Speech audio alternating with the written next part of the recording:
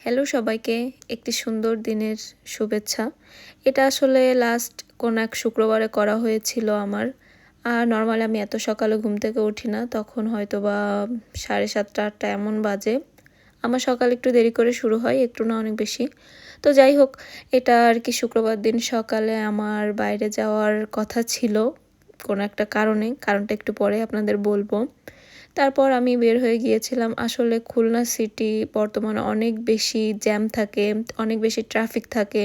তো সকালের খুলনা সিটি দেখে আসলে অবাক হওয়ার মতো ছিল। কোথাও তেমন কোনো গাড়ি ছিল না, ইজি বাইক ছিল না, কোনো ট্রান্সপোর্ট ছিল না। তো এইগুলো দেখে বেশ ভালোই লাগতেছিল। মূলত তার জন্য ভিডিওটা করা।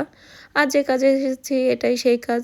মূলত এসেছিলাম সুন্দর একটা দই নেওয়ার জন্য।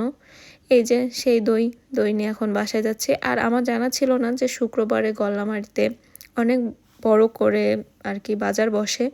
এটাও আমার প্রথম অভিজ্ঞতা। দেখেছিলাম যে অনেক বেশি বাজার ওই দিন। এত সকালে এত বাজার দেখে অবাক